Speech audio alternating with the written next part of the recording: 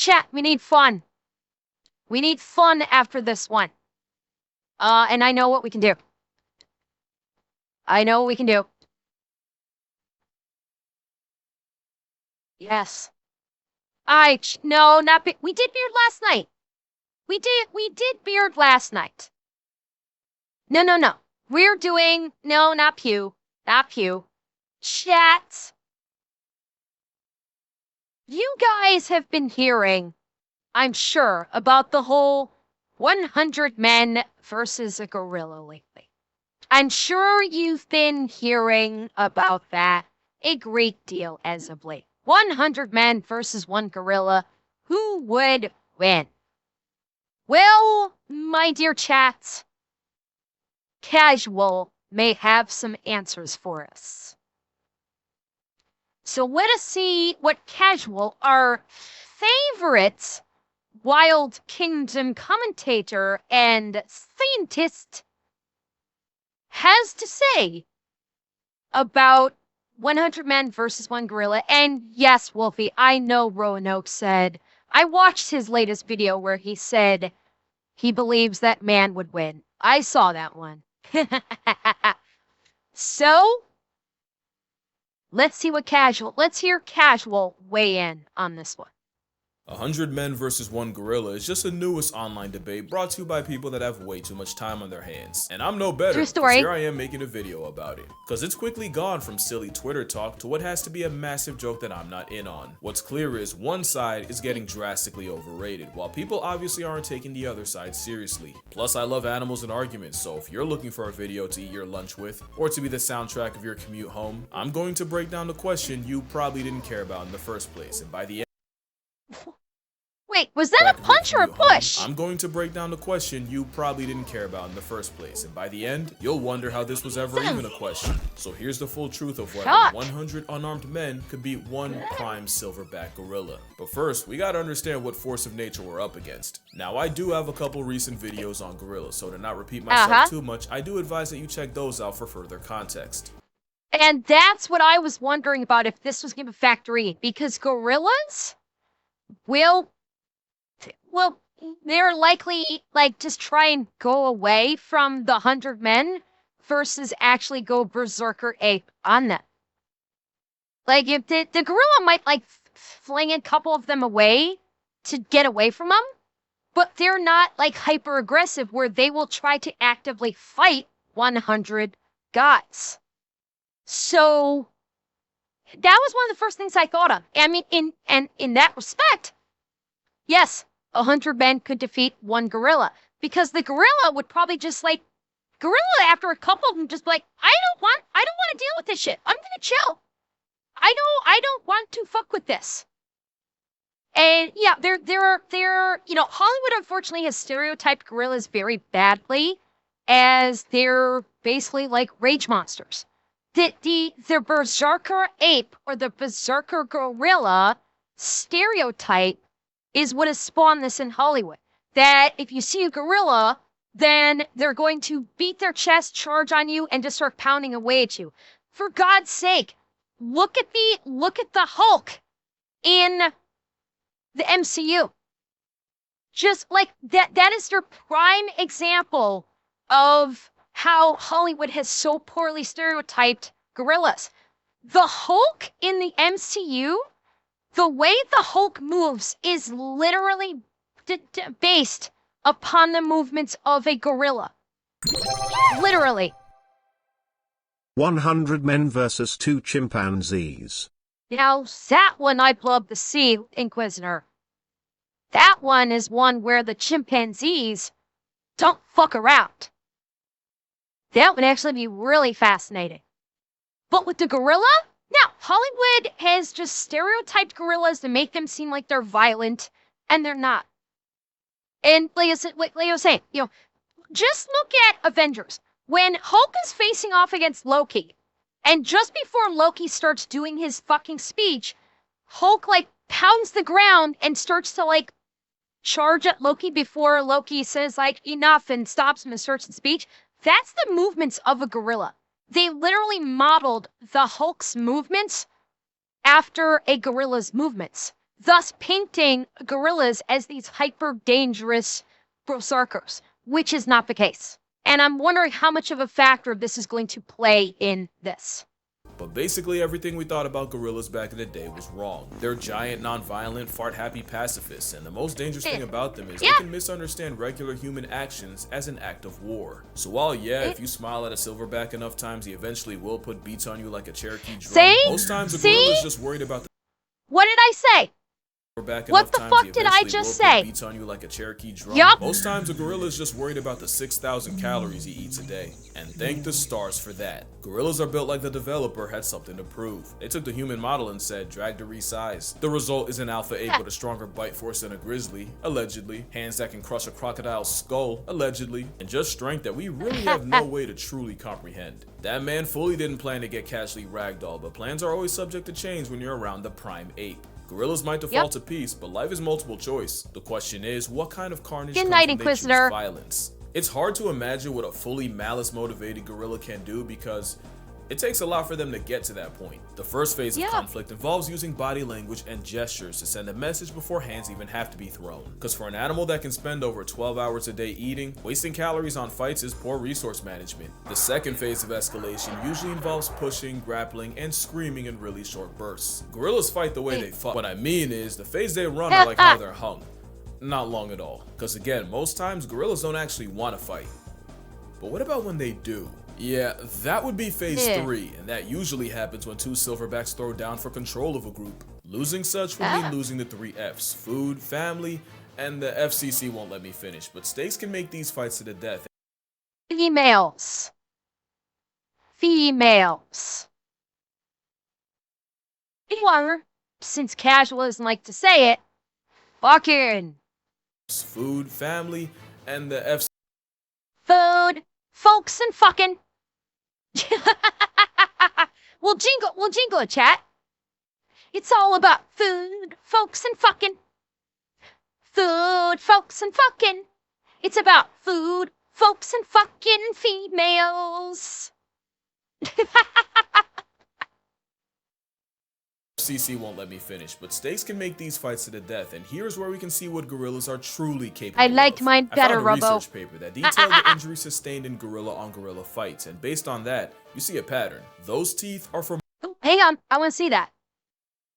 Humans and champions, the most interspecific killing occurs during coalitionary intergroup conflict. They're closely related to genus gorilla. Such paper has not been described.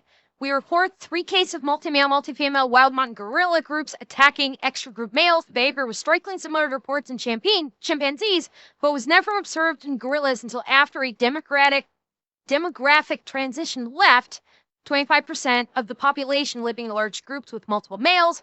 Resource competition is generally regarded a motivation of the great apes, including violent— okay, We speculate the potential for severe group destruction when current alpha males are severely injured. Kill may provide sufficient motivation when the cost to participants are low. Okay, this is not helping. Pattern. Those teeth are for more than just undressing trees, and losers are often found with lacerations and puncture wounds all over the body. And unlike a leopard, which leaves small puncture wounds, the canines of a gorilla cause large gaping tears in victims. Even if the gorilla's bite strength has been exaggerated, which we will get into, even lowballing them puts them at the level of a hyena. One gorilla named Inshuti had his foot completely crushed with the tips of his fingers and ear bitten off. Gorillas also use their arms, not really to punch, but to use as battering rams, and they've also been known to pull chunks of hair out with their hands. So safe to say, a gorilla's stiff arm to the back would crack your constitution like a glow stick and could dislocate or break human bones by accident. And with many victims also recorded with bite wounds to the face, you'd probably be able to unlock your iPhone from 20 feet away after a gorilla puts jaws on you.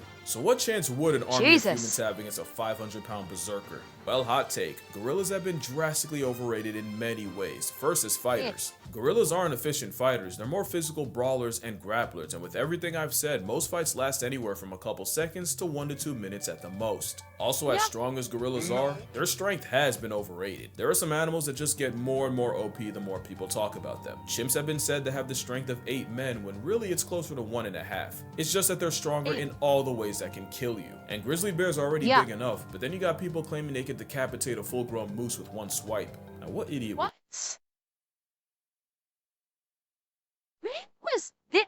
I don't think I have ever heard this myth that a grizzly can decap a moose with a single swipe.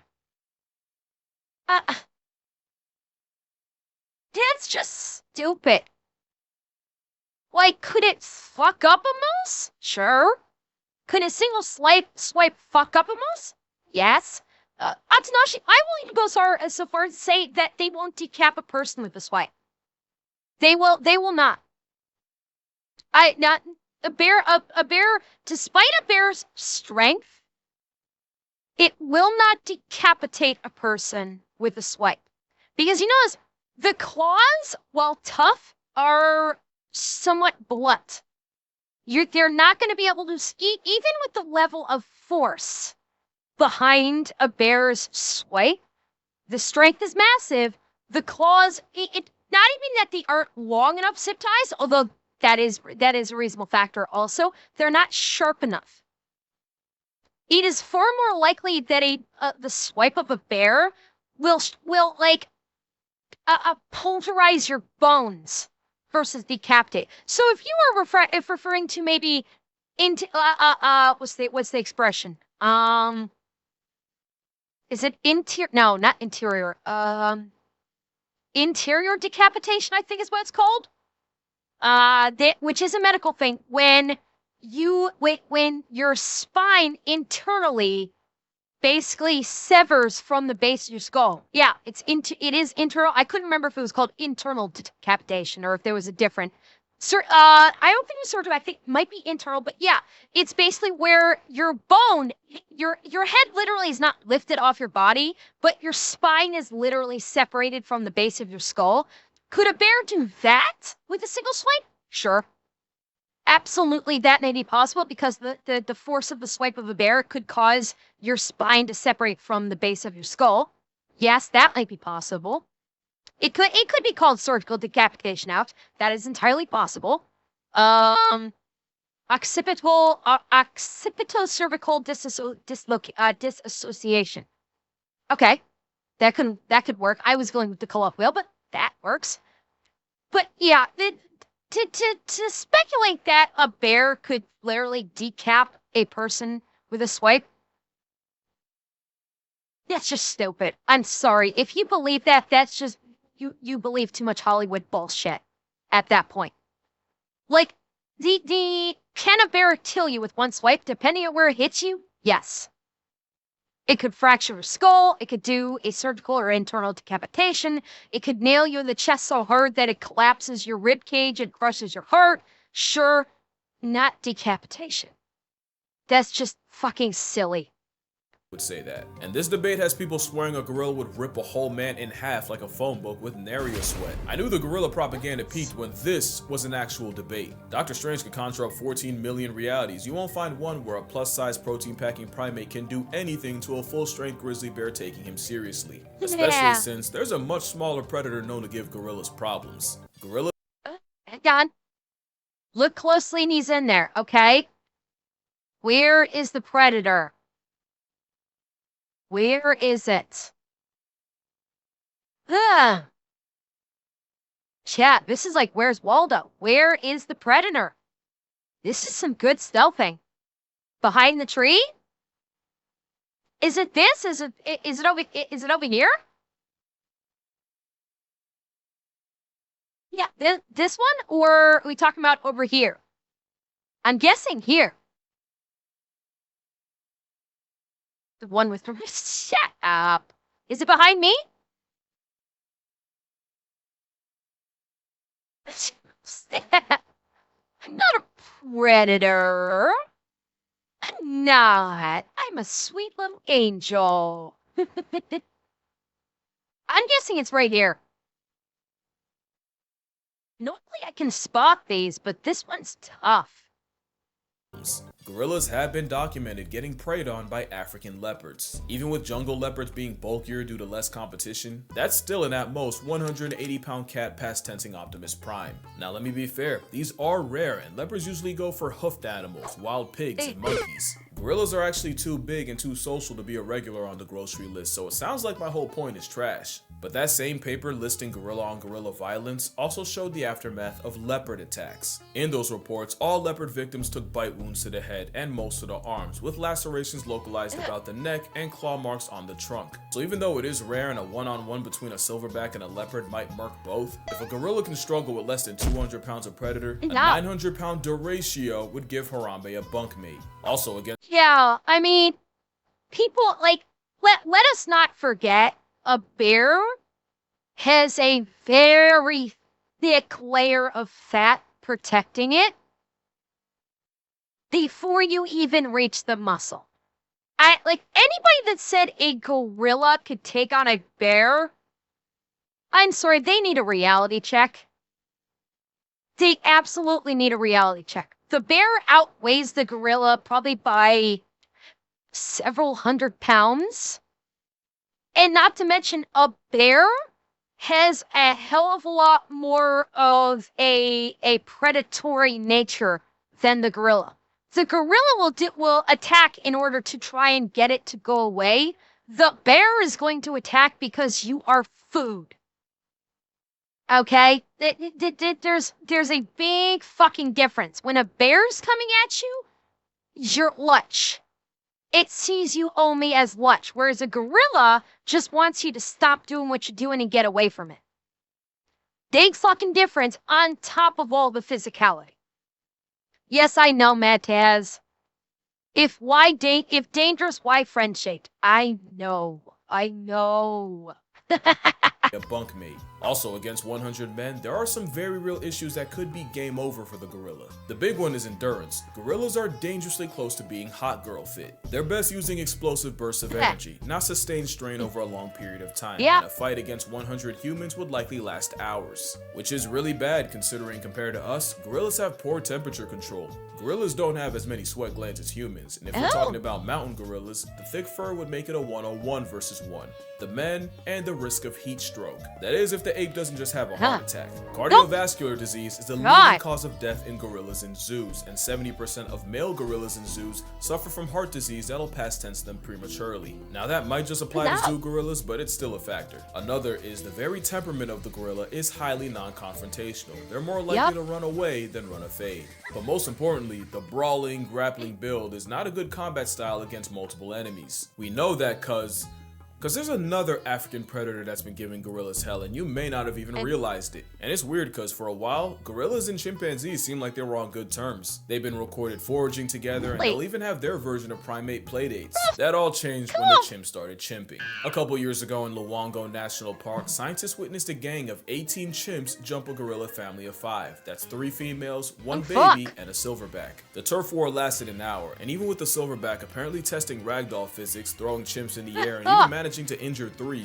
Eventually, he was surrounded and chased off by 9 chimps. The adults got away, but the chimps managed to snatch the baby gorilla of the group, which was probably eaten. The second attack involved 27 chimpanzees and 7 gorillas, and this time, the silverback made a business decision and immediately climbed out of the trees and fled the scene. Yes, comparing chimps to humans is comparing durians to jackfruit. The moral here is the one gorilla can not only be overwhelmed, but neutralized by numbers. Because if there's one thing that's being dangerously underrated, it's the power of friendship. Don't laugh, I'm serious. If you remember this picture, then you know this was the 100 Men 1 Gorilla of 2018. It's pretty self-explanatory. Everything here is coming for your life, except the 2 you picked to run defense for you. And I'm just gonna kill the suspense. If one of those picks isn't the 10,000 rats, you have no idea how big 10,000 is. Add eagles for aerial support, and the rest of the field would have over 200 rats to deal with each. And it's cause the power of plurality is one of the most broken strategies in nature. Mobbing refers to an anti-predator behavior where prey animals approach, harass, and sometimes attack their own predator. It's how one animal can shift an almost impossible matchup in their favor.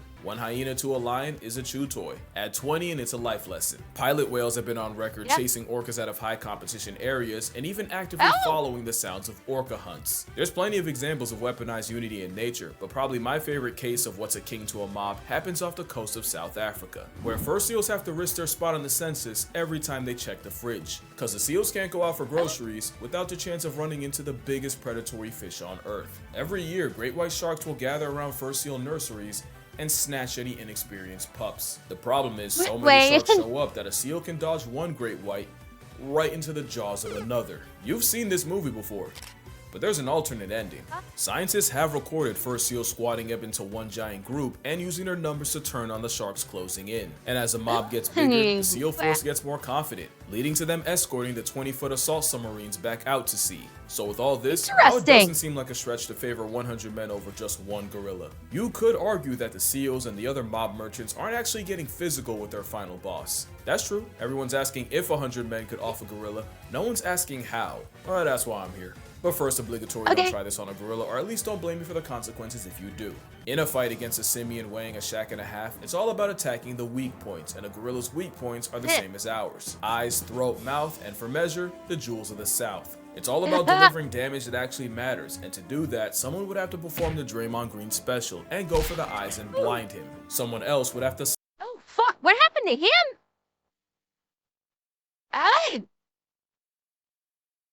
Crap. Someone else would have to suffocate the supersized simian, either by bear hugging his windpipe, which only Tarzan backpacking plot armor can do, or by shoving your entire arm down his throat. And since you're already negotiating your arm elbow deep in esophagus, you'd also have to pull the gorilla's tongue out. I call that the leopard method, because a 73-year-old once soloed an attacking leopard by reaching into its mouth and ripping out the leopard's liquor. And speaking of grabbing bull, someone would have to be elected to perform Draymond's final smash.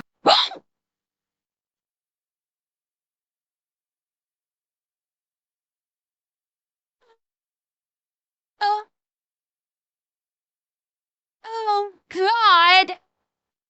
I sell that one. I sell that one. Oh, that poor man. Oh, goodness. Honesty time, chat. How many of you just now clenched? How many of you clenched just now? Sandix, let me just say, I am sympathetic. I am indeed sympathetic. I am indeed sympathetic to this man's plight. Holy shit. God damn. Match and go for the gorillas. Unmentionables. Hey, don't judge. This is war. The rest would have to use their combined strength to pin the primate down, with the remainder delivering kicks to the gorilla's flank, the most powerful natural attack to the gorilla's most vulnerable area. That would probably be the best way to chip away at a gorilla. One problem though, this is still a gorilla we're talking about. Even with everything I said about their strength being overrated, a gorilla fighting for its life would show you destruction like you've never seen. It doesn't matter how many men, the method, or the facet, for those first few, their only outcome is a closed casket. Even if numbers eventually win, those first dozen or so men would be horrifically maimed, mutilated, or straight up murked. You can argue that if I can mention that 100 men running over the hill would intimidate even a gorilla, witnessing men getting mauled and disfigured would inflict psychological damage. There's an argument that witnessing the sheer carnage would weaken the resolve of the others, destabilizing the army. And you have to remember, if mobbing is natural, doing so in a way that guarantees a portion of your team sees Tupac live isn't. Even animals like hyenas will fall back if they sense they don't have enough of an advantage in a clan fight. But there's a catch. The tweet that started all this said, dedicated to that shit. Surely if men can watch— Wait. I think 100 blank could beat one gorilla. Everybody just gotta be dedicated to the shit. That's part of the problem. Good luck finding a full 100 people that can maintain that level of dedication while a gorilla is fucking ragdolling the first several. That's something people don't take into account. If you basically just got 100 guys that are just batshit crazy, sure. But if it's just, you know, I honestly, Tiger, even with war veterans, that's the thing. Even when you have like soldiers, Marines, war veterans, etc., when you see the first couple of guys just get fucking ragdolled, that takes a psychological toll. Even for the Florida man, Alex. Even for the Florida man. seeing the first couple guys, they get ragdolled or get their skulls crushed by the gorilla or something like that, that will take a toll. You know, are they fly off their ass or something like that? Yeah, they're probably not going to give a shit because they're just going to be tripping balls and not care. Yeah, that's what it would depend upon. Surely if men can watch bunkmates get blown to bits in a war, then you can find 100 willing to die about a gorilla. If they can withstand the visceral reaction of seeing jaws getting detached, limbs getting dislocated, and a field of open fractures, 100 men would definitely beat a gorilla. And moral of the story, we have strayed so far from the halo of Harambe. Yeah, this is the part where I do the annoying thing and turn a tweet made by someone who definitely wouldn't pass a P-test into a lecture. But like I said in the other video, gorillas have already been getting the middle finger from humanity. Okay, I must respond in kind. Chat, it is necessary. I must respond in kind. The gorilla's giving us the bird, I'm giving it back. Or in zoos. Whether it's trophy hunting or bushmeat, habitat loss, or an unsupervised minor, humans have the highest KD ratio against our green machine cousins. Because a gorilla has never been on record life depriving a person, even when they may have had a reason. Yet the mountain gorilla is nearly in bed with extinction mostly because of humans. But not all humans. Some dedicate their entire lives to the welfare of this giga ape, which is why I will be donating to Virunga National Park. Not only do they treat and protect the gorillas there as family, they often have to risk their lives regularly going against poachers. That and the fact that I made a video detailing how to murk an endangered species makes my soul itch, so link down below if you'd like to donate as well. I'm not kidding when I say they're family. This man was seen comforting one of his young gorillas after his mother died. And fun fact, Virunga National is where we got this gem. But yeah, that's gonna do it for this video. Fun little video that nobody should take seriously. Nah, but I think I'm gonna start doing the animal versus animal face-off videos again, so let me know what animal matchup you'd like to see me yap about. There's one I've been wanting to get into for a while. Friendly reminder that I have a book, 100 Animals That'll Bleeping End You. I'd say more, but the name's the marketing. Also, I have a Patreon, but reminder that your money's probably just gonna buy me lunch, so don't spend a check unless you've always wanted to indirectly feed me Wendy's. Or you might just fund my next trip. I mean, all this talk about gorillas, who knows? Maybe I'll go see one. Oh shit. But yeah, drink water, hug your mother. Please don't gang up on the gorilla. They've been through enough. And I'm gonna see y'all in the next one.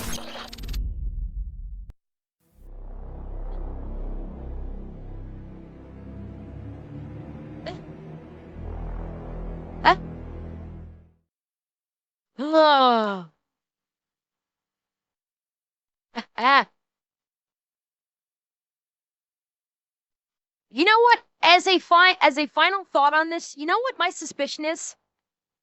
You know what my suspicion is? People want the gorilla to win. When the argument of 100 men versus a gorilla comes up, and people actually want the gorilla to, they say the gorilla will win. Keep in mind, historically, armies have been known to rout after taking around 30% casualties. This is true, zip ties.